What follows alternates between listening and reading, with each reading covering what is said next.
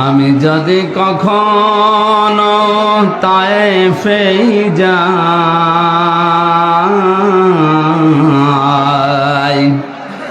বলবো মাটিকে ডেকে নবীজির খুন ঝরল কোথায়। বলে দাও তাই আজ আমাকে প্রতিশোধের দাবানল জ্বালাবো হেথায়। নবীজি বলেন, লা তুহসা আজাইবুহু ওয়া লা তুবলা গারাইবুহু ফীহি মাসাবিহিল হুদা ওয়া মানারিল হিকমা। যে কোরআন তোমরা শুনতে এসেছো, কোনদিন এর আশ্চর্যকারিতা গণনা করে শেষ করা যাবে না। দিন যত যাবে কোরআনের আশ্চর্য তত বাড়তে থাকবে, আবিষ্কার হবে। আলা তুবলা গারাইবুহু, কিয়ামত পর্যন্ত এ কোরআনে কারীম কোনদিন পুরাতন হবে না, পুরাতন মনেও হবে না। যার অন্তর, যার হৃদয় যত বেশি স্বচ্ছ থাকবে, পরিষ্কার থাকবে, কোরআন তার কাছে তত নতুন মনে হবে। ফীহি মাসাবিহিল হুদা, এটা হেদায়েতের মশাল। কোরআনে কারীম যদি কাউকে হেদায়েত দিতে না পারে, পথ দেখাতে না পারে, বুঝবেন ওর কপালে আর হেদায়েত নেই। আল্লাহ রাব্বুল আলামিন বলেন, আলিফ লাম মিম যালিকাল কিতাবু লা রাইবা ফীহি হুদাল লিল মুত্তাকিন। আল্লাহ পাক বলেন, এই একটা কিতাব, এর ভেতরে ভুল সন্দেহ তো দূরের কথা, সন্দেহের লেশ পর্যন্ত নেই। এটা পথ দেখাবে আমার মুত্তাকি বান্দাদের। চাঁদপুরবাসী খুব খেয়াল করেন আয়াতের দিকে। কিতাব শব্দ দেওয়ার আগে আল্লাহ পাক আলিফ লাম দিয়েছেন। এখানে কথা বন্ধ করেন ভাই, কথা নেই যে শোনে না, অন্যকে শুনতে দেয় না। এটা তো আর গানের অনুষ্ঠান না, কথাও চলবে, গানও চলবে। কোরআনে কারীম শোনার জন্য আল্লাহ নিয়ম দিয়েছেন, ওয়াইদা কুরিয়াল কুরআনু ফাসতামিউ লাহু ওয়া আনসিতু লাআল্লাকুম তুরহামুন। কোরআন যখন শুরু হয়ে যাবে তখন চুপ থাকবা, শুনবা, দুইটাই ফরজ। লাআল্লাকুম তুরহামুন, আশা করা যায় তোমাদের উপর আমার রহমত নাজিল হবে। এখানে রহমত নাজিল করতে হলে চুপ থাকা লাগবে, শোনা লাগবে। কেউ যদি কথা বলে ডিস্টার্ব করেন, আপনার কবিরা গুনাহ হবে। এ নির্দেশ কার? সুতরাং এই দুইটা শর্ত আগে মানে, চুপ থাকবেন, শুনবেন। খুব বেশি সময় না, সর্বোচ্চ 1 ঘন্টা 10-15 মিনিট কথা বলবো এই আয়াত থেকে। আমাদের আলোচনার সাবজেক্ট হচ্ছে আমাদের জাতির পিতা হযরত ইব্রাহিম আলাইহিস সালামের জীবনের 50টা পরীক্ষা। আমরা তার সন্তান হিসাবে এ পরীক্ষা আমাদের জীবনেও সামনে আসতে পারে বা আসবে। আমরা যেন তার মতো টিকে থাকতে পারি, পাশ করতে পারি, সে কথাগুলো আমরা কোরআন এবং হাদিস থেকে জেনে বাস্তবে মিলাবো ইনশাআল্লাহ। আমারে ডিস্টার্ব করে আমার কথাগুলো ভুলিয়ে দেবেন না। কথা তো আমি আর বানাবো না, উপর থেকে তো আশা লাগবে নাকি? সুতরাং আমি পরিবেশ করেন, কেউ কথা বলবেন না, দাঁড়িয়ে থাকবেন আর সব বসে। কিতাবের আগে আলিফ লাম দেওয়ার কারণ, যেখানে অনেক আলেম বসে আছে, কারণে হাজীগঞ্জ কামিল মাদ্রাসা মুহাদ্দিস আবু নসর আশরাফি ভাই সহ হাজারো আলেম এখানে তৈরি হচ্ছে। এই চাঁদপুরের জন্য এটা একটা নিয়ামত। স্টেজে অনেক আলেম বসে আছে। আলিফ লাম 4 প্রকার, তার ভেতরে এইটা নির্দিষ্ট করার জন্য এই আলিফ লাম কিতাবের আগে আল্লাহ দিয়েছেন। পুরা কোরআনে কারীমের নাম আমি তাফসীরে ফি জিলালিল কোরআনে পেয়েছি প্রায় 55টার উপরে। ব্যাপকভাবে প্রসারিত হয় তামাম দুনিয়াতে 5টা নাম। 1 নম্বরে কোরআনে কারীম, 2 নম্বরে কোরআনের নাম হচ্ছে আল ফুরকান, 3 নম্বরে কোরআনের নাম আজ-জিকির, 4 নম্বরে কোরআনের নাম আশ-শিফা, 5 নম্বরে কোরআনের নাম হচ্ছে আল কিতাব।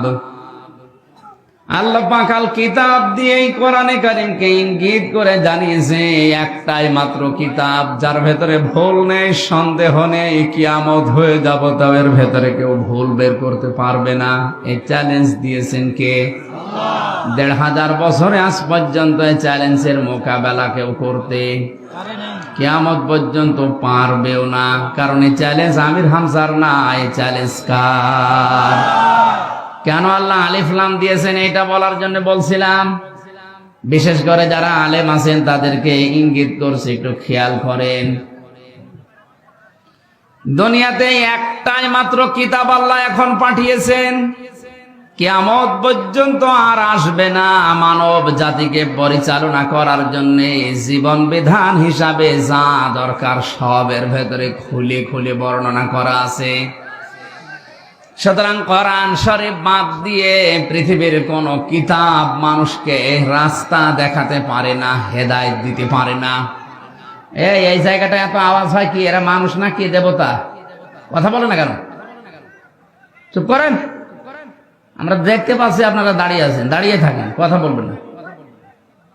আপনি নিজেও শুনছেন না, মানুষকে শুনতে দিচ্ছেন না। কত মানুষ এখানে বসে আছে, কথা বন্ধ করেন।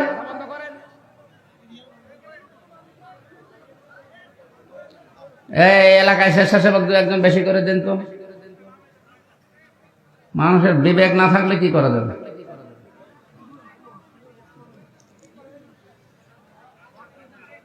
কোরআন শোনার জন্য যে আদব আল্লাহ দিলেন আমি তো আগে বলে নিলাম। আপনি তো এই অনুষ্ঠানে এসেছেন, এটা পুরাটা এখন নামাজের মতো ইবাদত।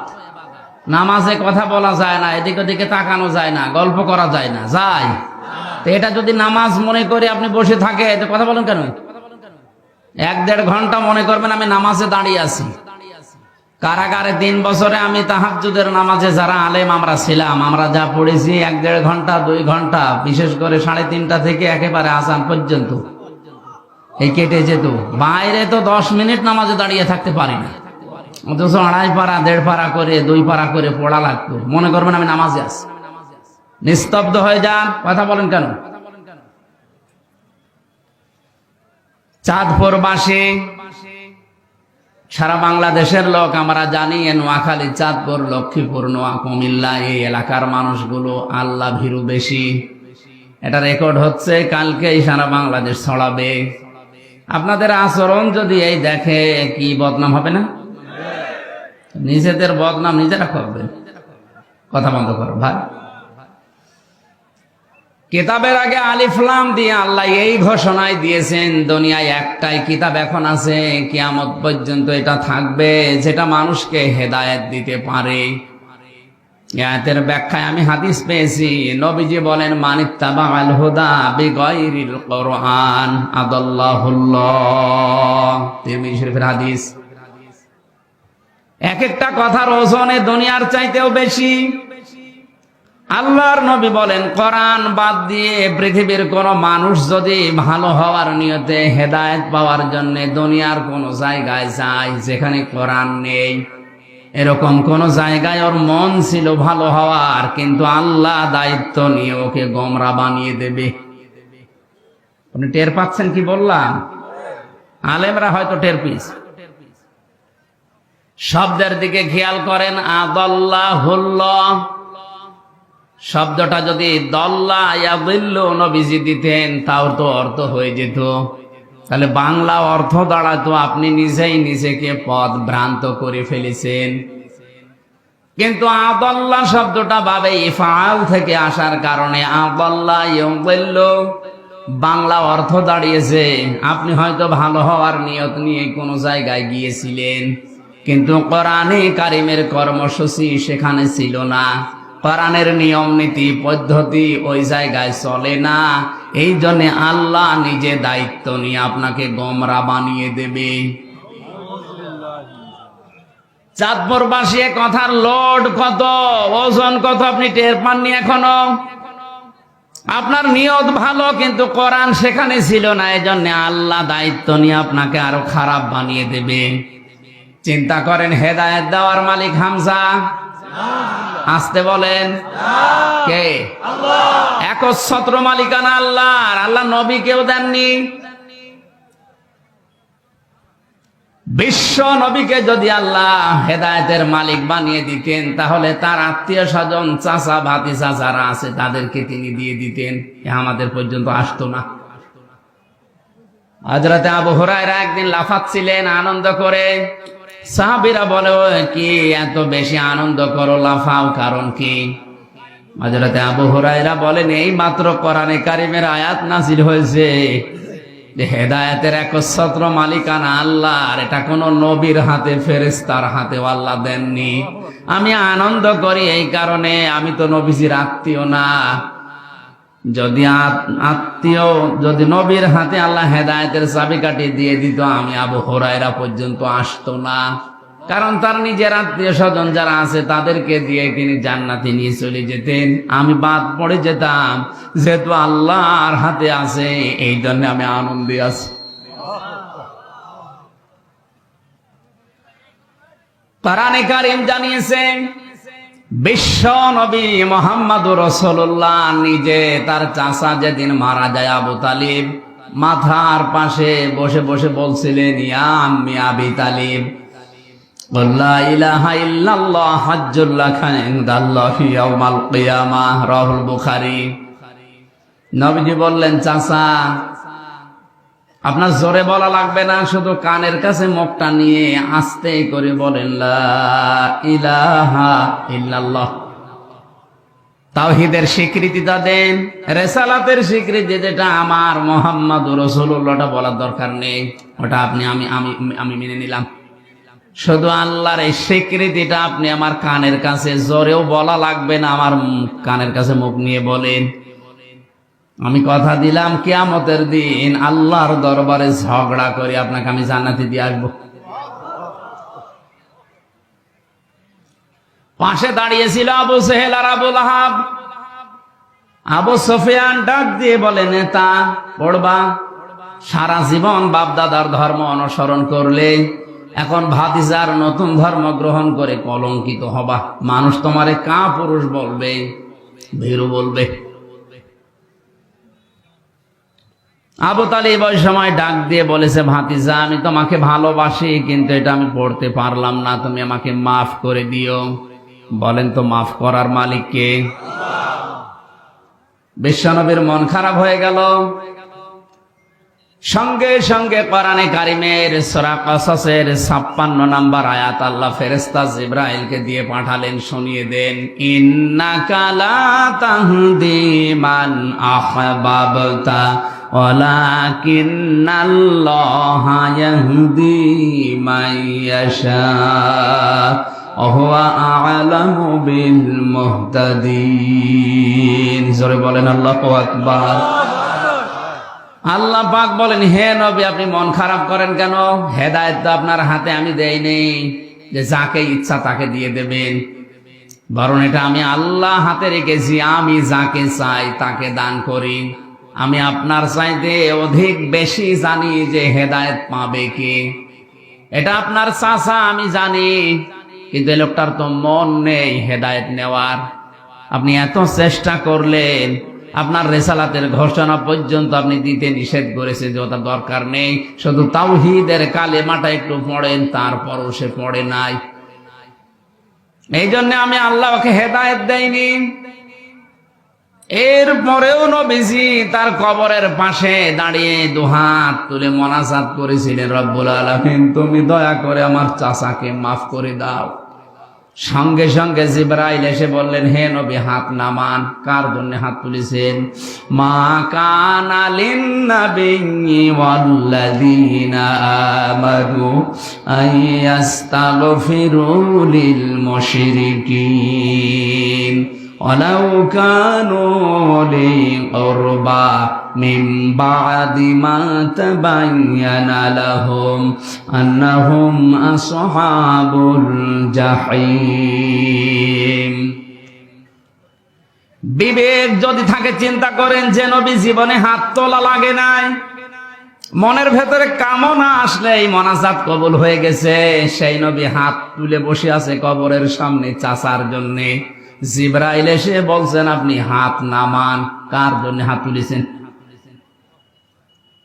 এই লোকটা আপনার চাচা, আল্লাহ জানে। সারা জীবন আপনাকে ভালোবাসা দিয়েছে, কোলে কাকে পিঠে মাথায় দিয়ে চোমা দিয়ে দিয়ে বড় করেছে, আল্লাহ দেখেছে। কিন্তু হেদায়েত পাওয়ার জন্য লোকটার মন ছিল না, এই জন্য আমার আল্লাহ তাকে হেদায়েত দেয়নি। হে নবী, শুধু আপনি না, কোন ইমানদারের জন্য, কোন নবীর জন্য এটা বৈধ না, জায়েজ না, উচিত না, শোভনীয় না কোন মুশরিকের জন্য আল্লাহর কাছে ক্ষমা চাবে, যদিও ওইটা নিজের নিকটাত্মীয় হয়।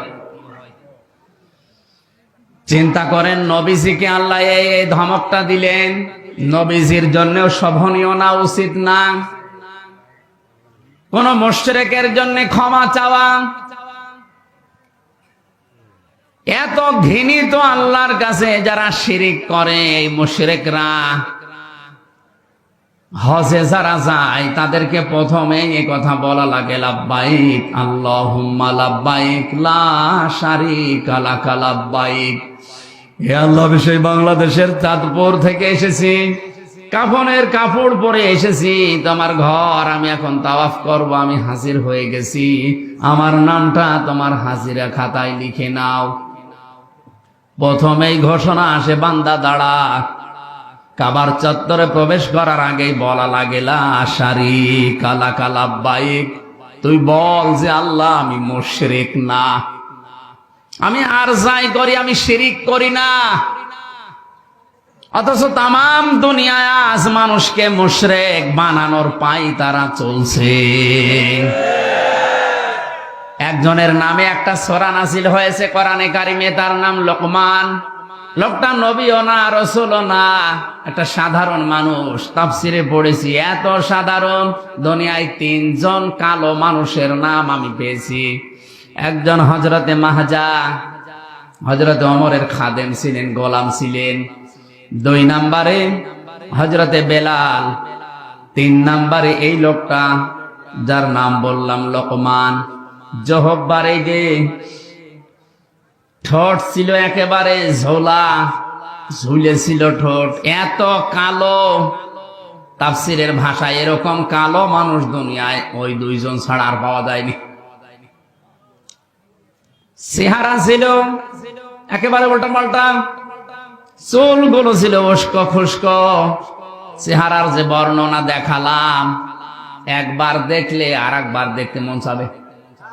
আসতে বলেন। অথচ এই লোকটার জন্য 4 পৃষ্ঠার একটা সূরা আল্লাহ কোরআনে কারিমে নাযিল করে তাকে চিরন্তন করে দিয়েছেন। একটাই মাত্র কারণ, তিনি তার সন্তানকে আল্লাহর সাথে শিরিক সম্পর্কে কিছু কথা তাকে উপদেশ হিসাবে বলেছিলেন। وَإِذْ قَالَ لُقْمَانُ لِابْنِهِ وَهُوَ يَعِظُهُ يَا بُنَيَّ لَا تُشْرِكْ بِاللَّهِ إِنَّ الشِّرْكَ لَظُلْمٌ عَظِيمٌ। আল্লাহ পাক বলেন, হযরত লোকমান তার সন্তানকে যখন উপদেশ দিচ্ছিল, ওই কথাটা স্মরণ করো।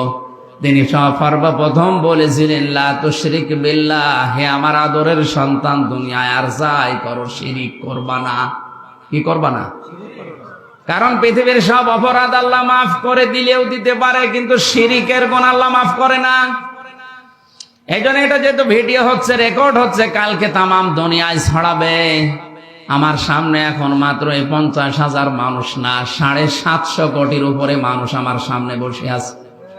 সবাইকে উদ্দেশ্য করে বলছি, আপনি আর যাই করেন শিরিক করবেন না। এত রাগ হয় আল্লাহর শিরিক করলে। বাড়িতে যদি এখন আমি যে দেখি আমার স্ত্রীর কাছে পাশের বাড়ির একজন সলিমদ্দি শুয়ে আছে, কিছু করে নাই, এমনি শুয়ে আছে, ভালো লাগবে? আবার স্বামী হিসাবে আমার যেমন রাগ হওয়ার কথা, আমাকে সেই বীর্য থেকে শুরু করে আমির হামজা পর্যন্ত যা বানিয়েছে সব একাকে, আর কারো কিছু আছে? আল্লাহ পাক বলেন, নেই থেকে এ পর্যন্ত নিয়ে আসলাম, আর আমার সাথে শরীক করো। আমি ঠিক ওই স্বামীর মতো রেগে যাই। স্বামী যেমন কাছে কিছু পেলে স্ত্রীকে টুকরা টুকরা করে ফেলবে, ওই সময় আমারও মন চায়। আমার নাম হালিম, সহনশীল, ধৈর্যশীল, এই জন্য তোরে কিছু বলি না। কোরআনে কারিমে সবচাইতে ভয়ঙ্কর আয়াত হচ্ছে শিরকের বিরুদ্ধে। ইন্নাল্লাহা লা ইয়াগফিরু আন ইউশরাকা বিহি ওয়া ইয়াগফিরু মা দুনা যালিকা লিমান ইয়াশা। আল্লাহ পাক বলেন, অবশ্যই আমি আল্লাহ সব অপরাধ গুনাহ মাফ করে দিলেও দিতে পারি, কিন্তু শিরকের গুনাহ মাফ হবে না। এই জন্য আমাদের সাবধান থাকা দরকার, জীবনে আর যাই করি অন্তত শিরিক যেন জীবনে না থাকে, কারণ মুশরিকের জন্য নবী পর্যন্ত ক্ষমা চাওয়া নিষেধ। কথা বুঝতেছে? অথচ টাটকা মুশরিক বাংলাদেশে মরে যাচ্ছে, আল্লাহর আইনের সাথে শিরিক করে, তার শক্তির সাথে শিরিক করে। যারা ক্ষমতার উৎস জনগণ বলে, তারা আল্লাহর আয়াতের সাথে শিরিক করে। এ বিশ্বাস এলাকায় আছে? এক্ষুনি আপনি পরিবর্তন হবেন, নয়তো মুশরিক হয়ে মরবেন। ক্ষমতার উৎস একমাত্র আল্লাহ। আপনি বাস্তবে মিলাতে পারেন না, সেটা আলাদা, কিন্তু বিশ্বাস করা লাগবে ক্ষমতার উৎস জনগণ নয়। কে বলেন তো? আন্নাল কুওয়াতা লিল্লাহি জামিআ। যারা ক্ষমতার উৎস জনগণ বলে চালান, তারা এই সূরা বাকারার এই আয়াতের পুরাপুরি বিরুদ্ধে। তারা আয়াতের সাথে শিরিক করছেন, তারা মুশরিক। মারা গেলে আমির হামজা না, কাবার ইমাম সুদাইসি না, নবীজি এসে দোয়া করলো আপনার জন্য কবুল হবে না যদি মুশরিক হয়ে কেউ মারা যায়।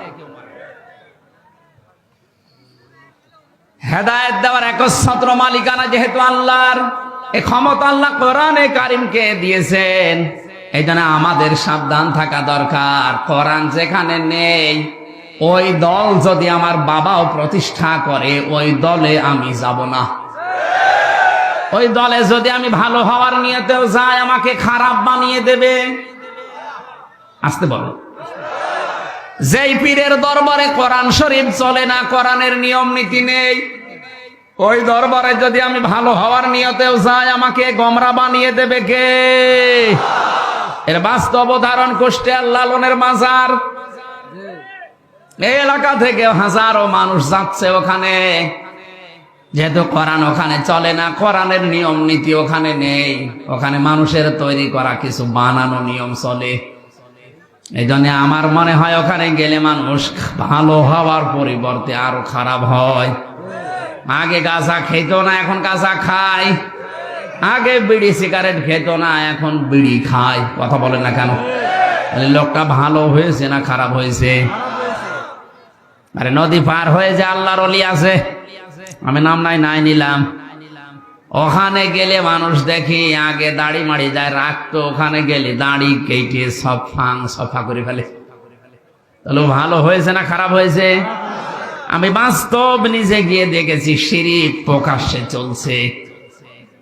বিশ্ব নবীর দরবারে, নবীজির কবরস্থানে, নবীজির মাজারে, আল্লাহর নবীর রওজায় আমি 16 সালে ঘুরে এসেছি। এইভাবে যাওয়া লাগে না, এইভাবে পিছিয়ে আসা লাগে না, কিন্তু ওই দরবারে গিয়েছি, এইভাবে যাওয়া লাগবে, আবার এইভাবে পিছিয়ে আসা লাগবে। লা তাত্তাখিযুল কুবুর মাসাজিদা। নবীজি বলেন, কবরকে তোমরা সেজদার জায়গা বানিও না। আজ হাজারো পীরের দরবারে কবরগুলো মাজার পূজা হিসাবে চলছে। যে কবরে মাজার পূজা চলে, ও কবর ভেঙে দেওয়া আমাদের জন্য একেবারে ওয়াজিব হয়ে গেছে। হাজার হাজার টাকা এখানে ব্যবসা করছে এই শিরিক আর বেদাত তৈরি করে। আজকে আসার সময় একটা হাদিস দেখছিলাম, মেশকাত শরীফের হাদিস। নবীজি বলেন, 2 প্রকার মানুষ কিয়ামতে আমার সুপারিশ পাবে না। এই হাদিস মনে হয় না বলাই ভালো। এই হাদিস বলবো, 2 শ্রেণীর মানুষ কিয়ামতের দিন নবীর সুপারিশ পাবে না। চাঁদপুরবাসী ভালো করে খেয়াল করেন, নবীর সুপারিশ যদি কেউ না পায়, জীবনেও সে জান্নাত আরো আসতে। 1 নম্বরে দুনিয়াতে যারা বেদাত তৈরি করে, বেদাত করে, আর এটা সবচাইতে বেশি চট্টগ্রাম বিভাগে। দিনের নামে, ইসলামের নামে নতুন নতুন জিনিস তৈরি করে এরা ইসলাম বানিয়ে চালিয়ে দিচ্ছে। এই জন্য বেদাত যারা করছেন তারা থামেন। বেদাত করলে নবীজি বলেন, বেদাত পন্থী যারা, বেদাত আবিষ্কার যারা করে, সালাম দেওয়া পর্যন্ত জায়েজ নেই। 2 নাম্বারটা এখন বলা যাবে না মোনাজাতের আগে। বলেন আমি মায়ের খাই। নবীর সুপারিশ 2 নম্বরে নবীজি বলেন, পাবে না তারা যারা জালিম শাসকের তোষামদি করে চলে। এটা এই দেশে এখনো শুরু হয়নি, অন্য দেশে চলছে।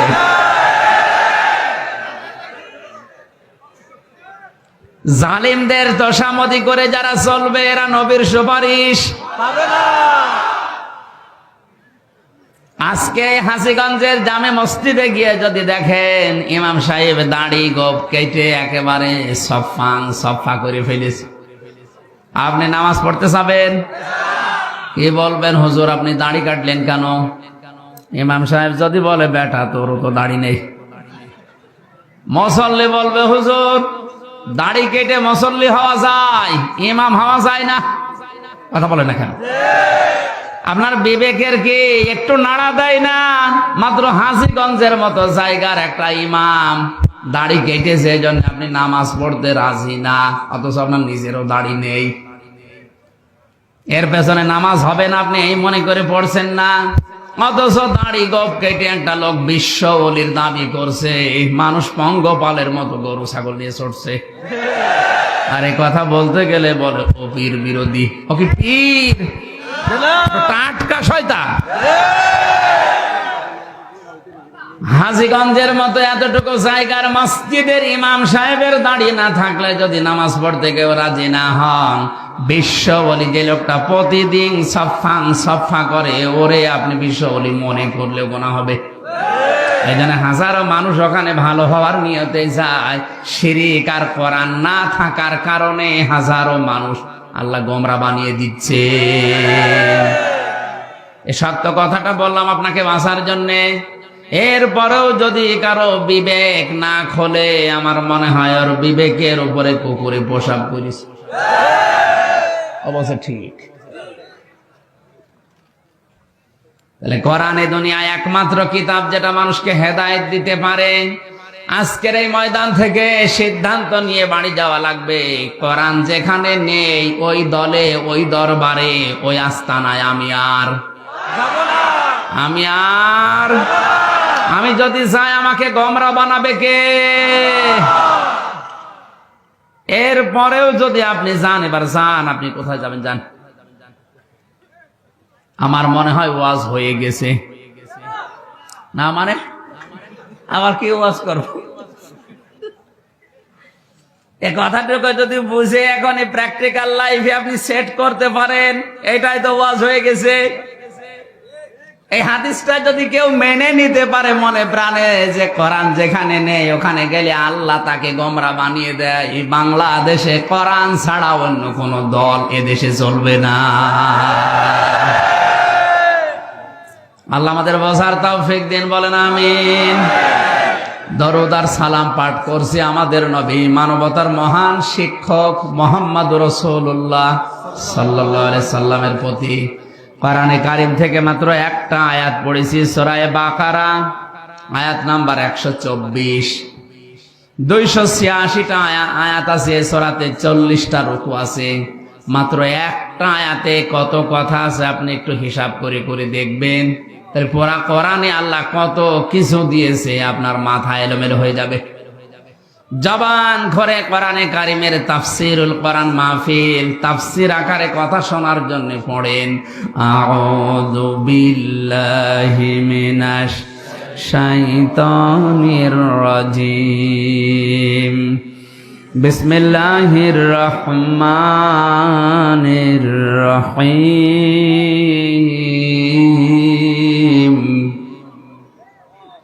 وَإِذِ ابْتَلَى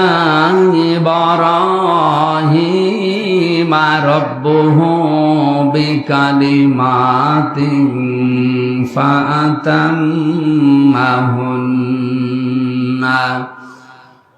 قال إني جاعلك للناس إماما قال ومن ذريتي قال لا ينال عهد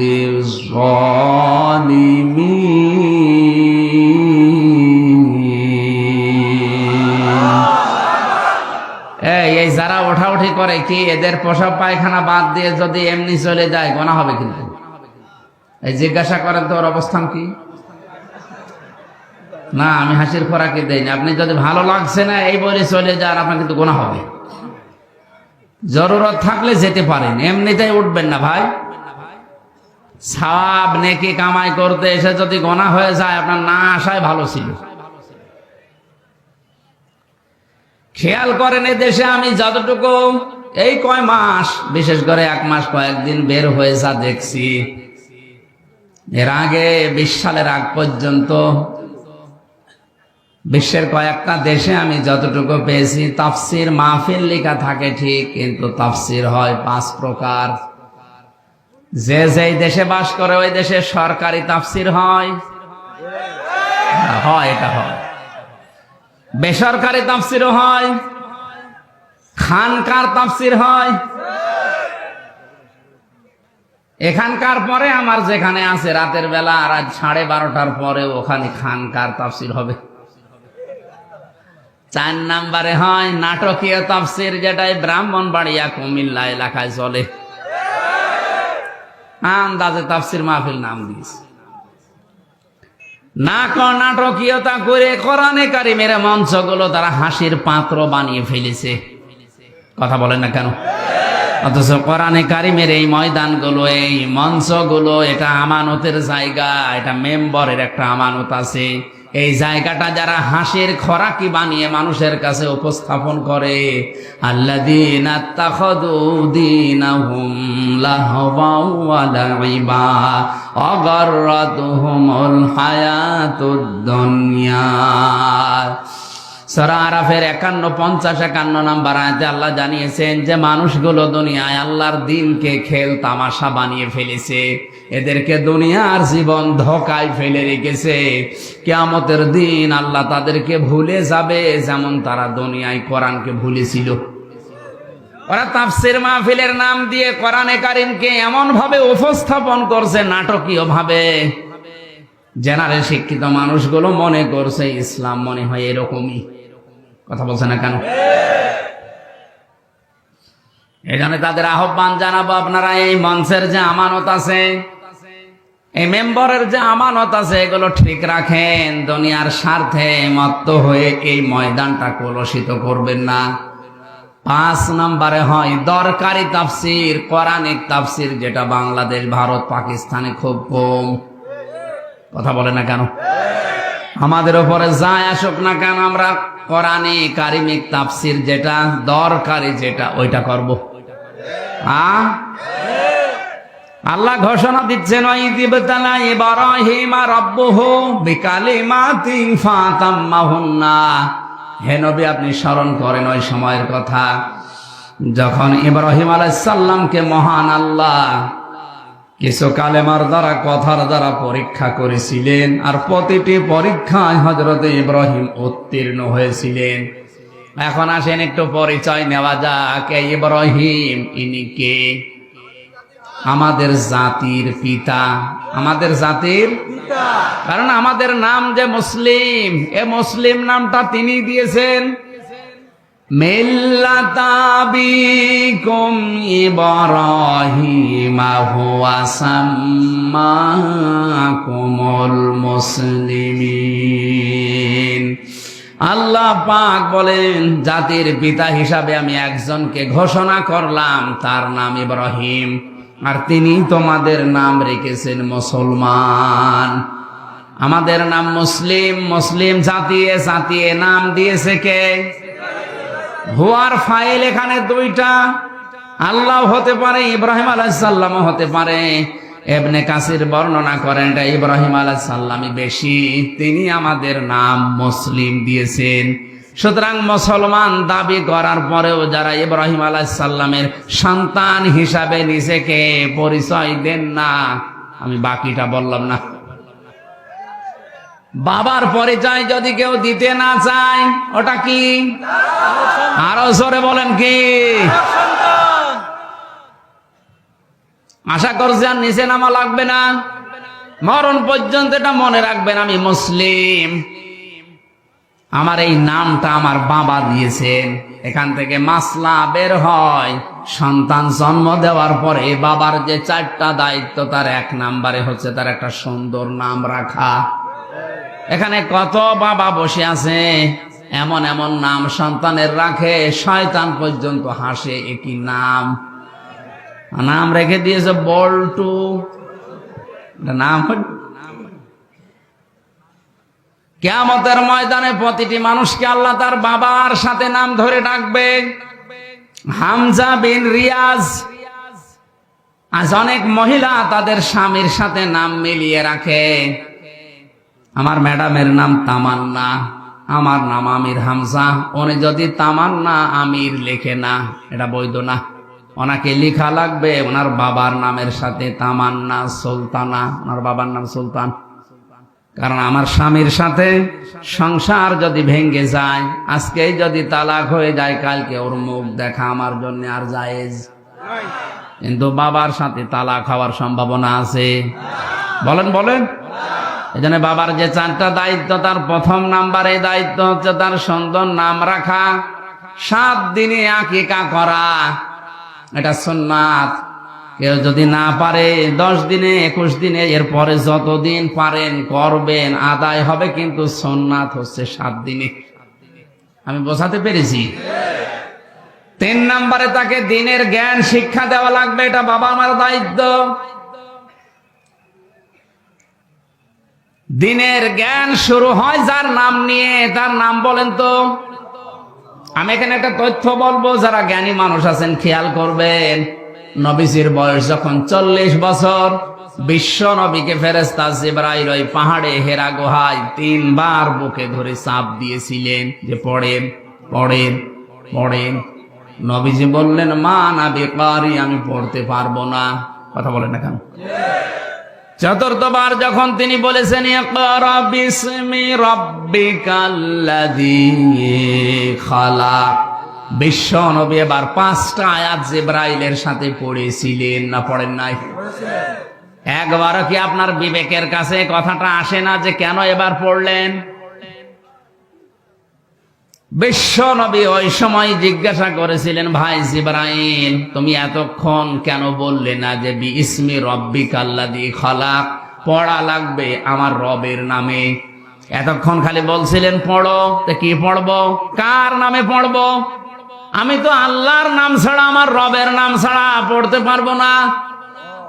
সুতরাং শিক্ষা ব্যবস্থায় বাংলাদেশে যারা দায়িত্বে আছেন, 96% মুসলমান এখানে বাস করে, আল্লাহ বাদে কারো নামে আমরা পড়তে চাই না।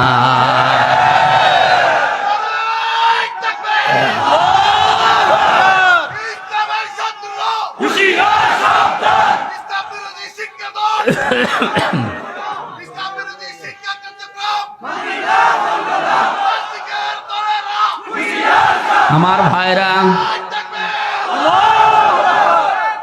আমি কথাগুলো শুধু স্লোগান দেওয়ার জন্য, গরম হওয়ার জন্য বলি নাই, বিবেকের কাছে প্রশ্ন করে। নবীজি নবুয়ত পাওয়ার পরে কিন্তু পড়তে পারতেন, তিনি বলেন না আমি পড়বো না।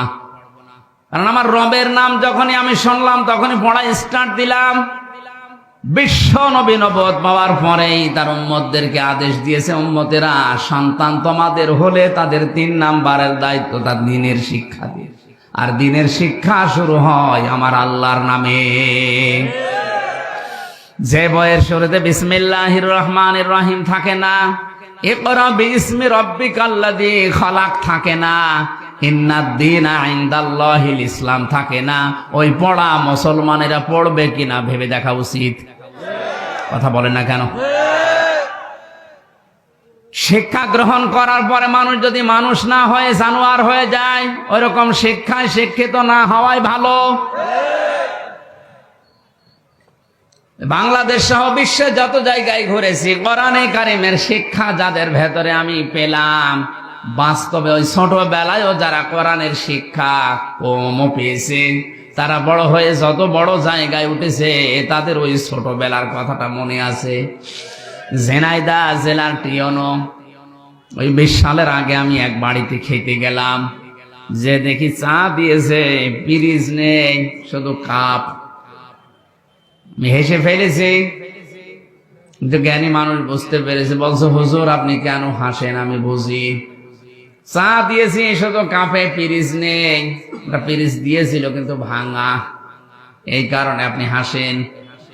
আপনি হয়তো জানেন না, গতকালকে আমি যদি, এই সোমবার গেল, গতকালকে যদি একটা ফাইলে সই করতাম, 5 লাখ টাকা আমার হাতে দিয়েই দিয়েছিল।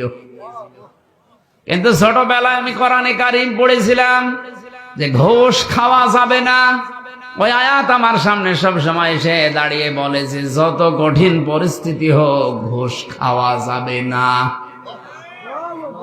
এরকম পিরিচ একটা না, 1000টা পিরিচ আজকে আমি কিনতে পারতাম। বলেন তো, কোরআনের শিক্ষা থাকার কারণে লোকটা মানুষ হয়েছে না জানোয়ার? আর এটা যাদের ভেতরে নেই, যে মানুষগুলো শিক্ষিত হচ্ছে, আমি বাস্তব প্র্যাকটিক্যাল লাইফের কথা বলছি। এত বড় বড় দাড়ি, মাথায় টুপি দিয়ে পাগড়ি মাথায় আছে, হাতে তসবিহ টিপতেছে। আমি গেলাম বিশ্ববিদ্যালয়ে, সার্টিফিকেট নিয়ে আসছি। আমারে বলছে, হামজা তাড়াতাড়ি করো।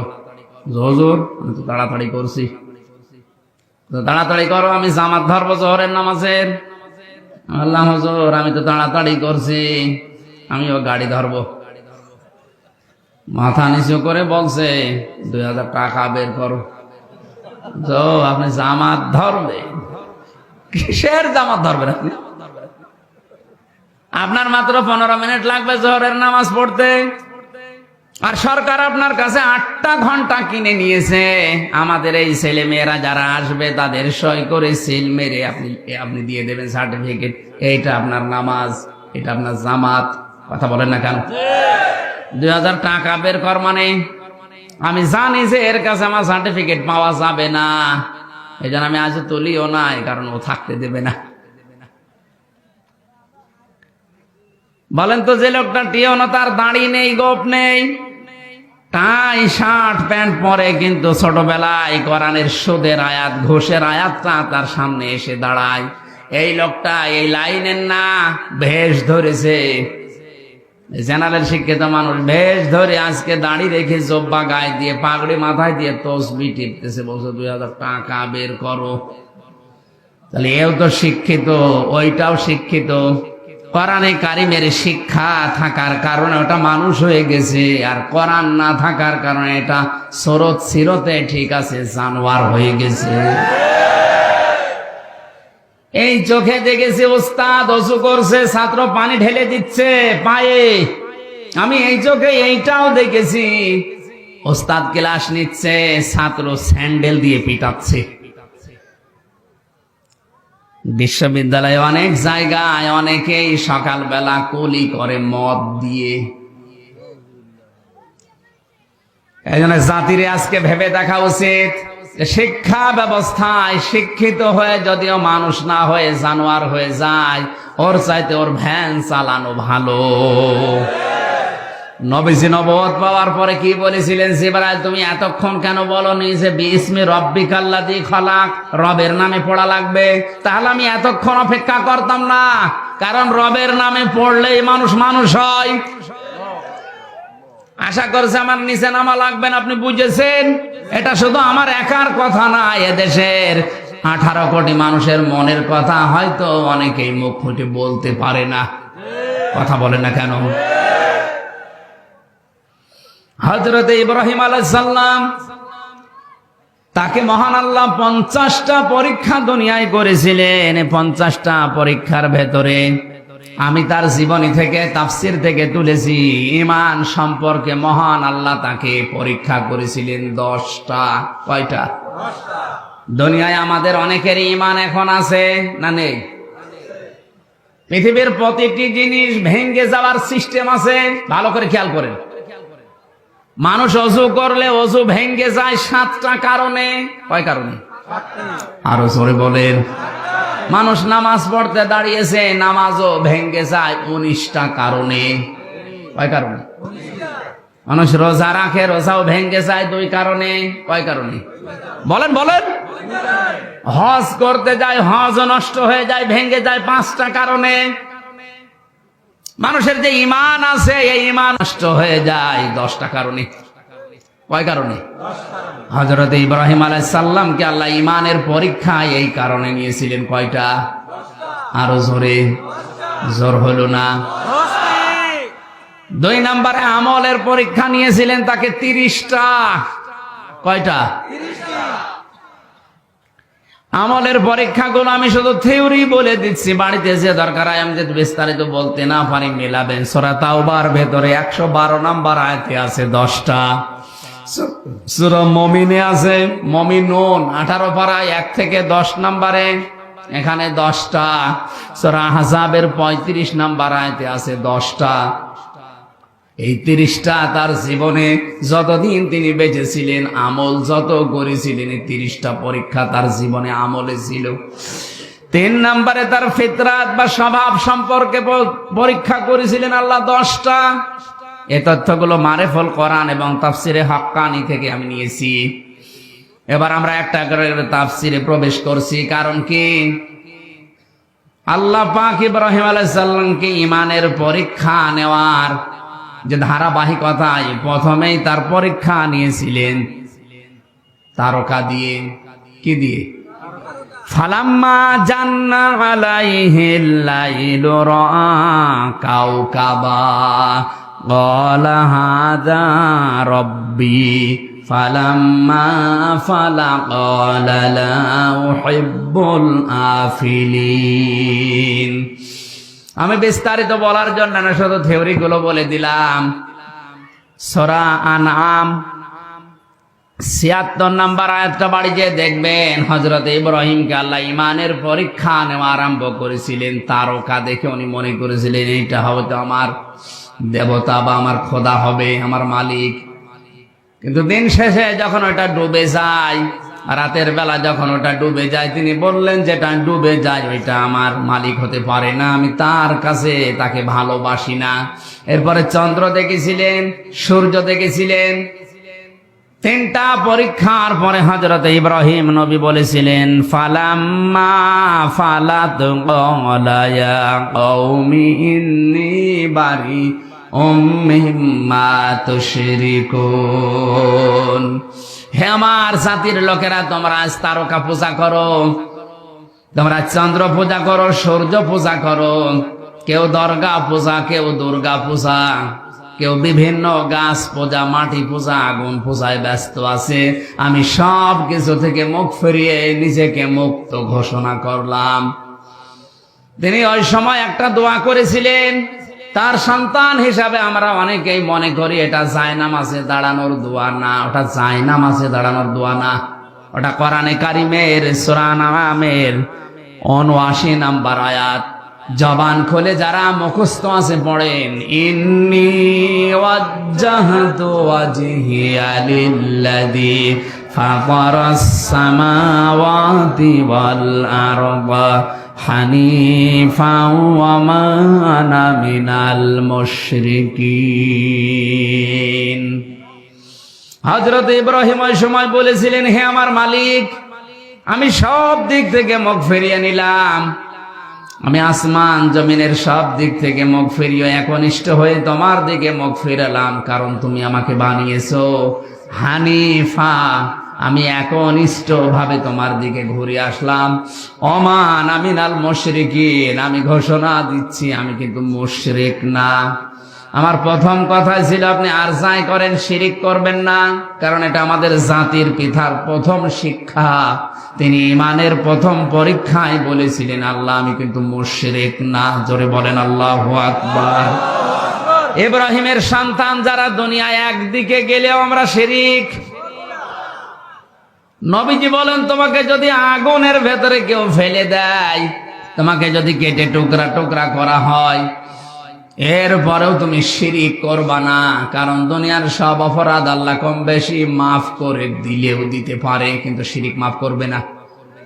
আমি আবার বলছি, আপনারা শিরিক থেকে বাঁচেন। শিরিক 4 প্রকার: শিরিক বিল জাত, শিরিক বিল সিফাত, শিরিক বিল ইখতিয়ারা, শিরিক বিল হুকুক। এই 4 প্রকারকে ভাগ ভাগ করে তাফসিরে হাদিসে আমি পেয়েছি প্রায় 72 প্রকার। শিন র কাফ এই শব্দটা এত বিস্তারিত, এত বেশি কথা এর ভেতরে আল্লাহ পাক লুকিয়ে রেখেছে। কেউ যদি শিরিক নিয়ে আলোচনা করে রাত শেষ হয়ে যাবে, তাও শিরিক শেষ হবে না। অথচ এই সূক্ষ্ম সূক্ষ্ম বিষয়গুলো আমাদের ভেতরে অনেকের ভর করে বসে আছে। আমরা শিরিক থেকে বাঁচার জন্যে, শিরিক কি, কত প্রকার, কেন শিরিক হচ্ছে, এই বইটা বাজারে পাওয়া যায়, কিনে নেবেন। আমার সবগুলো পয়েন্ট হয়তো মনে নেই, এই জন্য অল্প কিছু বললাম। হযরত ইব্রাহিম আলাইহিস সালাম ইমানের প্রথম পরীক্ষায় তিনি পাশ করেছিলেন, আল্লাহকে তিনি নিজে খুঁজে বের করেছিলেন। আর আমরা তার সন্তান, আমাদের চোখে আঙ্গুল দিয়ে দেখিয়ে দেওয়ার পরেও আমরা পাইতে চাই না। কথা বলা লাগবে।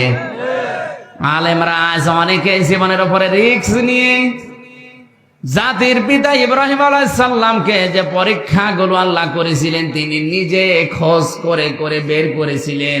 আর আমরা আপনাদের চোখে আঙ্গুল দিয়ে হাতে কলমে দেখিয়ে দেওয়ার পরও আপনি ফিরে আসতে চান না।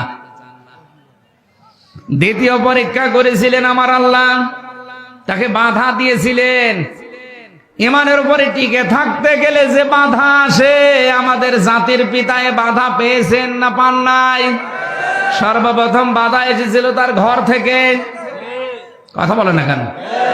আজ ইমানের উপরে টিকে থাকতে গেলে বাধা আসতে পারে কোন জায়গা থেকে? আসছে না অনেকে? তার বাবা বাধা দিয়েছিল ঘর থেকে, সমাজের বাধা এসেছিল, রাষ্ট্রের বাধা এসেছিল, এমনকি তাকে বনবাস পর্যন্ত দেওয়া হয়েছিল।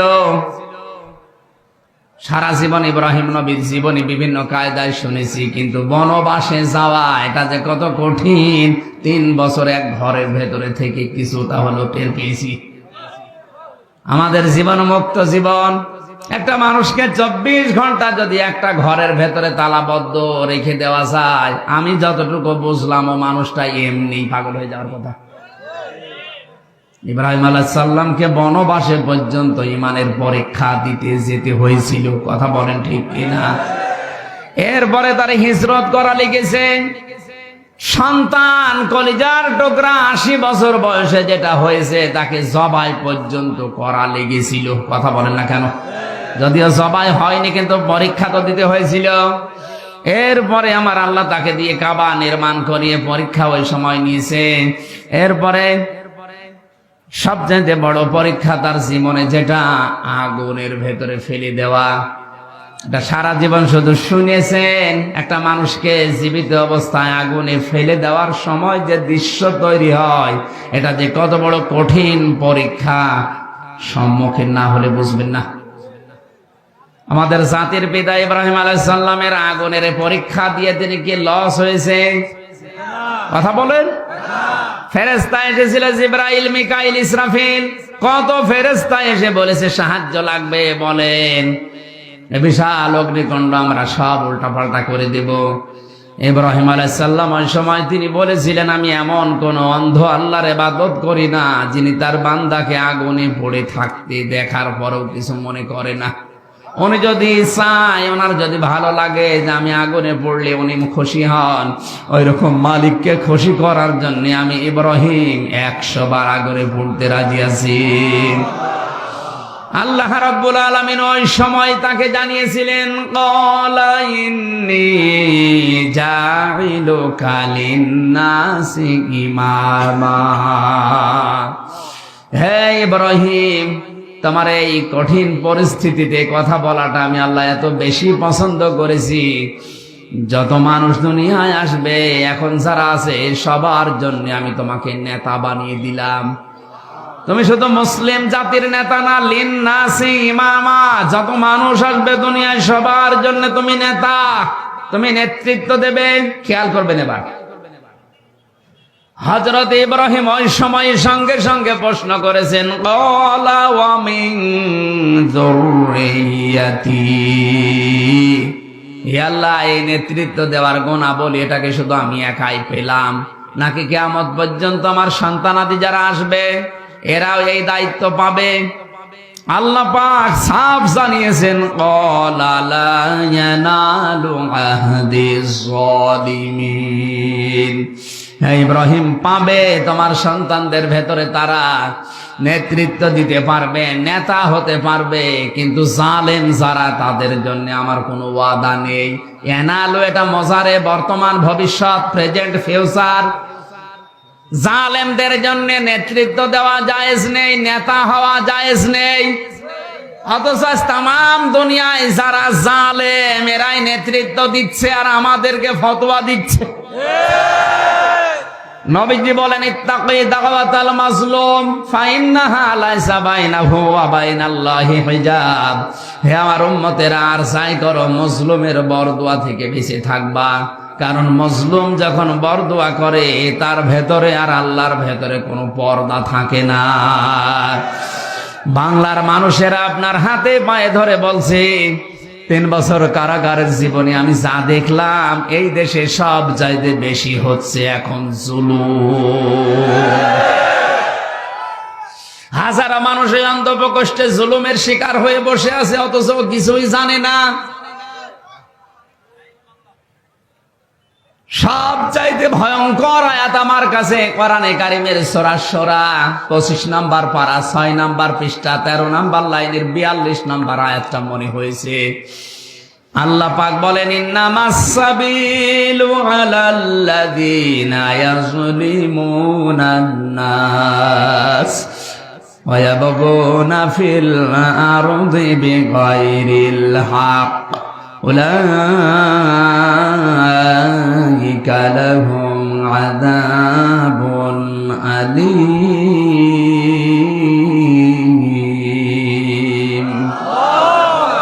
আমি যত তাফসীর বাংলাদেশে পেয়েছি সব তাফসীরের সাথে আয়াতটা মিলিয়েছি প্রায় 42টার উপরে। ভালো করে শুনেন, আল্লাহ পাক বলেন, আমি আল্লাহ মামলা দেব, অভিযোগ দায়ের করব, কেস করব তাদের বিরুদ্ধে যারা মানুষ হয়ে মানুষের উপরে জুলুম করে। বাংলার মুসলমানের এখানে ইয়াজলিমুনান নাস ইয়াজলিমুনাল মুসলিমুনা নেই, যে মুসলমানদের উপরে যারা জুলুম করছে। ইয়াজলিমুনান নাস দিয়ে আল্লাহ জানিয়েছেন, মানুষ হয়ে মানুষের উপরে যারা জুলুম করে, তাদের অধিকারগুলো নষ্ট করে। আজ মানুষের তৈরি করা আইনের কারণে বিনা, মনে করেন হঠাৎ করে একটা মানুষ আপনার দ্বারা মার্ডার হয়ে গেল, 30 বছর অন্ধপ্রকোষ্ঠে এক ঘরের ভেতরে আপনাকে কাটানো লাগবে। এটা যে কত বড় মানবতা বিরোধী অপরাধ, কত বড় জুলুম একটা মানুষের উপরে। মানবাধিকার সংস্থাগুলো কি ছাতা করে বেড়ায় আমি বুঝি না। এই আইনটা পাল্টাতে পারেন না? হ্যাঁ, ওরে যদি অপরাধ প্রমাণ হয় ওরে ফাঁসি দিয়ে দেন, ওরে মেরে ফেলেন, কারণ হত্যার বদলে হত্যা করা জায়েজ আছে। কোন কারণে একটা মানুষকে 30 বছর এক ঘরের ভেতরে 24 ঘন্টা তালাবদ্ধ করে রাখবেন? ওকে আর মানুষ থাকবে তো এমনি পাগল হয়ে যাবে। এই কথা বলে টাকা।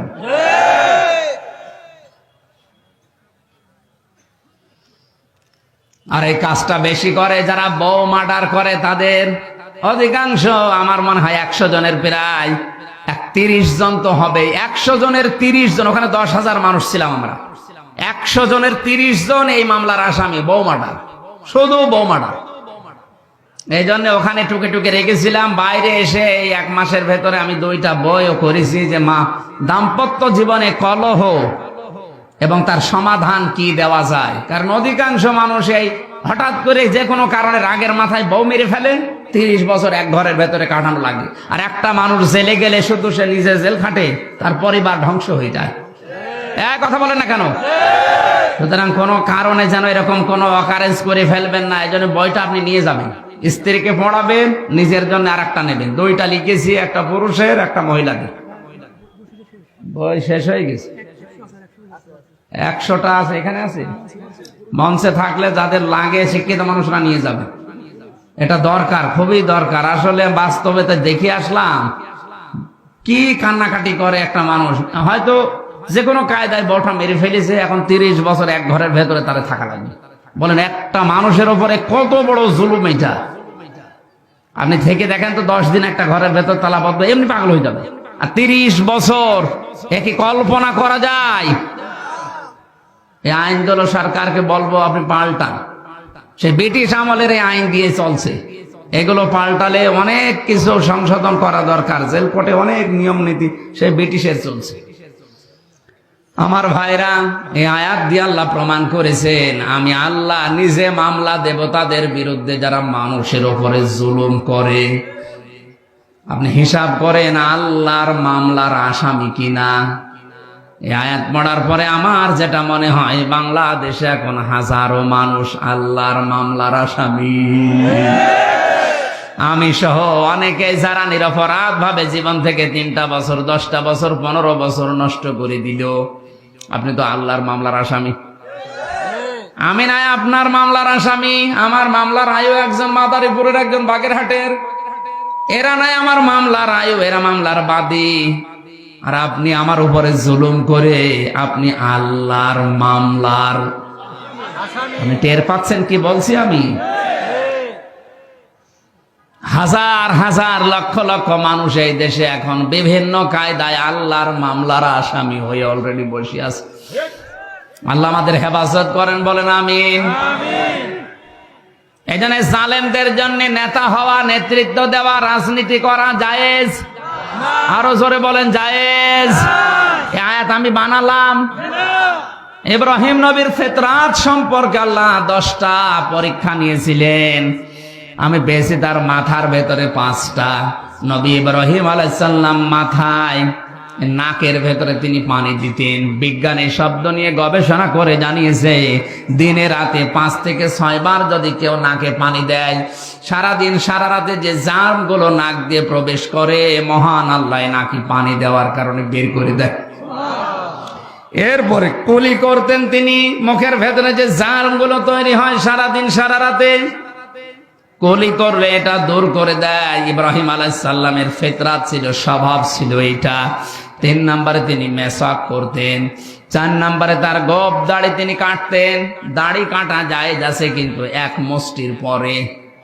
এই যে শব্দটা কালকে বানাবে, যে প্রথমে বললাম দাড়ি কাটা জায়েজ আছে, এই পরে যে বলেছি ওইটা কেটে দেবে, কেটে ছড়াবে যে আমির হামজা বলেছে দাড়ি গোপ কাটা জায়েজ আছে। আমি কি ওইটা শেষ করেছি? 1 মুষ্টির পরে কাটেন, অসুবিধা নেই। যারা বিভিন্ন জায়গায় আমার নামে আমার এই খণ্ডিত বক্তব্যগুলো নিয়ে ভিডিও বানাচ্ছে, বিশেষ করে আমার এই তাহেরি ভাই, এই নোরে বাংলা নামে একজন আছে চট্টগ্রামের, আরো বিভিন্ন হুজুররা এই কাজগুলো করছেন কোন কারণে? 1.5 ঘন্টা 2 ঘন্টা বলে কথা বলি, পুরাটা তো দেন না, 1.5 মিনিট দেয়। এই যে যদি, কিন্তু, অথবা এইগুলো বাদ, প্রথম শব্দটা দিয়ে ওরা কালকে দেখেন ভিডিও বানাবে বলি। এখানে যারা ইউটিউবার আছেন, এই যে কাট দেওয়া আছে, এগুলো ছাড়া উল্টা পাল্টা করেন না ভাই। আপনার কারণে আমার জীবন থেকে 3টা বছর গেল। আবার যদি উল্টা পাল্টা করে আমারে আটকে রেখে আপনার লাভ আছে?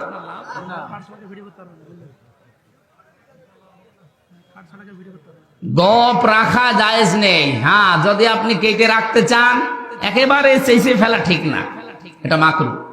একেবারে চেঁচে ফেলা ঠিক না। যদি অবস্থান একেবারে না থাকে, উপায় না থাকে, তাহলে চাষে, কিন্তু একেবারে ছোট ছোট করে রাখবেন।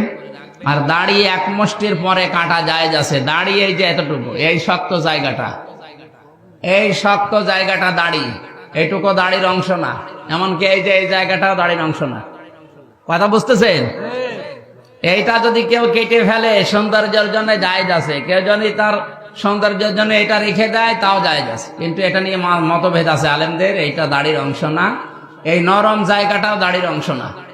দাড়ি হচ্ছে এই শক্ত জায়গাটুকু। আমি আবার বলছি, এই দেখেন এই শক্ত জায়গাটুকু দাড়ি, কিন্তু রাখতে হবে 1 মুষ্টি পরিমাণে। এরপরে যদি কেউ কেটে ফেলেন, সেটে ফেলেন, অসুবিধা না।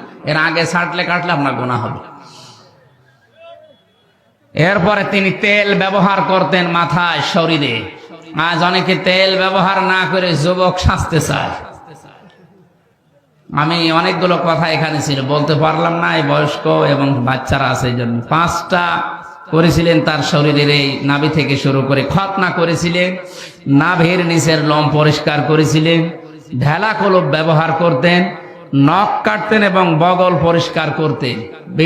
হযরত ইব্রাহিম আলাইহিস সালাম আমরা যার সন্তান হিসাবে দাবি করি, তিনি এই পরীক্ষাগুলো জীবনে দিয়ে আল্লাহর কাছে এত দামি হয়েছিলেন, তার নামই হচ্ছে খলিল।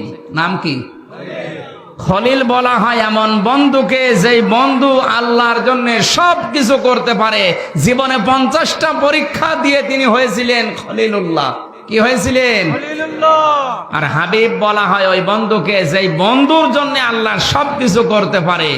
আমাদের নবীকে আল্লাহ ডাক দিয়েছেন হাবিবুল্লাহ, আমাদের জাতির পিতাকে ডাক দিয়েছেন খলিলুল্লাহ। আমরা যেন খলিলুল্লাহর সন্তান হয়ে হাবিবুল্লাহর আদর্শ মেনে বাকি জীবনটা কাটাতে পারি। আমিন। বারাকাল্লাহু লানা ওয়া লাকুম ফিল কোরআনিল আযীম। আল্লাহুম্মা আমিন। এখানে এক স্বেচ্ছাসেবক অটো উল্টিয়ে মারা গেছে, আমরা তার জন্য একটু দোয়া করব। বসে। রব্বানা যালামনা আনফুসানা ওয়া ইল্লাম তাগফির লানা ওয়া তারহামনা লানাকুনান্না মিনাল খাসিরিন। রব্বুল আলামিন, চাঁদপুর জেলার হাজীগঞ্জ থানার অলিপুরের এই ময়দানে হাজার হাজার বান্দা বান্দিয়ে গভীর রজনীতে বড় আশা নিয়ে আমরা হাত তুলে আমিন আমিন করছি।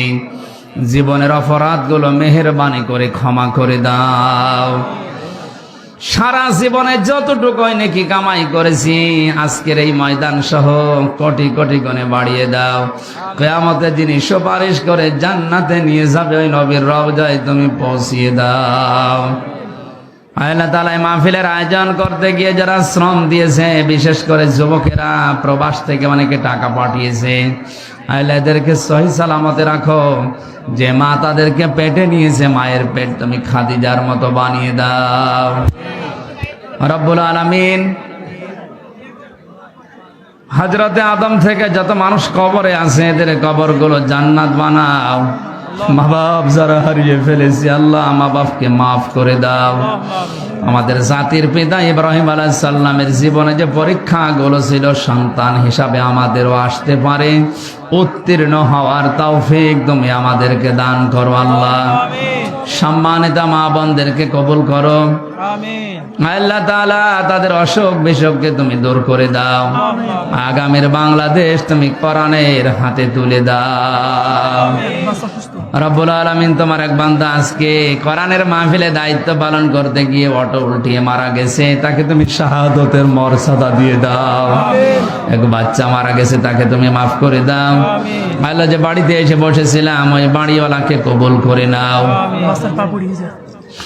একটা বাচ্চার পা আগুনে পুড়ে গেছে, গরম পানিতে ঝলসে গেছে, তার বাবা দোয়া চেয়েছে, আল্লাহ শেফায়ে কামেলা জেলা নসিব করো।